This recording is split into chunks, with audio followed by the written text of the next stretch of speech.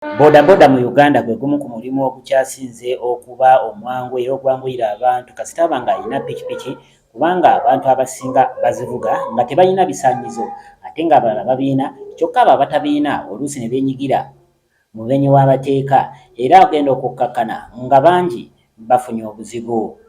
Mu nteekateeka eno abakulembeze naddala mu bavuzi ba boda boda nga bakulembeddwamu Frank Mawejje bavaayo ne bategeeza nti ekiyinza okuyamba okukendeeza obumenyi bw'amateeka kwe kubanga bagenda mu maaso n'okuba nga bambala jackets eziyinza okubawula ku bavuzi ba pikipiki ssaako n'abavuzi ba boda boda. Ekiriwo mu kiseera kino baatandise kaweefube w'okuwandiisa abavuzi ba boda boda mu Kampala, Wakiso ssaako ne Mukono era nga bwe twogerera enteekateeka z'okuwandiika zigenda bulungi. Ne nammwe mubadde mutuwaayiriza nga tubagamba nti abavuga eggaali ababbira ku pikipiki si baffe. Kati kyekiseera tubaawulire. Ayambadde yunifoomu ye wa boda boda. Ate ayambadde yunifoomu ffe tumwegaana. Era ssaawa yonna yonna n'abo abavuga eggaali nga batambulira ku pikipiki zaffe abo nabo tubagamba mulokoke. Otherwise ssaawa yonna ffe mukimanyi bulungi tulina kooti etuula mu kkubo, kooti egaba ekibonerezo kimu kyakufa tegaba beyiro, omulamuzi abeera waawo mu kkubo. Tukimanyi nti kooti emenya amateeka naye bw'onyigiriza ennyindo ogijja omusaayi. Mawejje agamba nti mu Kampala mwokka oba yakawandiisa abavuzi ba bodaboda abasoba mu 3,000 era nga n'okuwandiisa kugenda bulungi nga bano n'abamu ku bakulembeze ba bodaboda bagenda kuba nga baweebwa jackets ez'obwereere ng'ekyokulabirako eri abalala. Jackets zino ziina koodi, ziina akafaananyi k'omuntu oyo avuga ssaako ne koodi eyo egenda okuyamba okumanya ebintu ebikwatagana ku muntu oyo nga ssentebe wa stage n'ebirala ng'era ekigendera mu bino byonna kwe kukendeeza ku bumenyi bw'amateeka.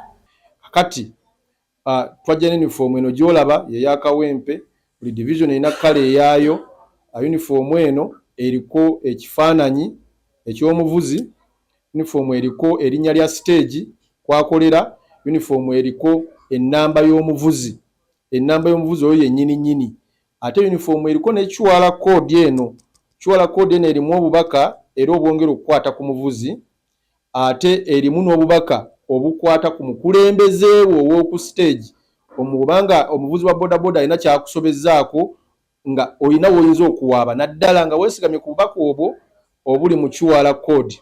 Kati ku saidi y'ebyokwerinda mu mulimu gwaffe n'okuwa confidence abasaabaze baffe, buli muvuzi wa boda boda alina okuba nga ayambadde yunifoomu. Wabula Frank Mawejje agamba nti waliwo abatandise okugenda mu maaso nga beenoonyeza byabwe nga banoonya okufuna ebintu okutuukiriza ebigendererwa byabwe naddala mu mulimu guno ogwa boda.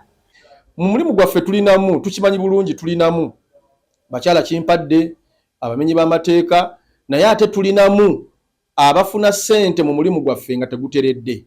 Era buli lwe tuvaayo okubaako kye tutereeza, bavaayo ne baleeta ensongasonga ezitakwatagana.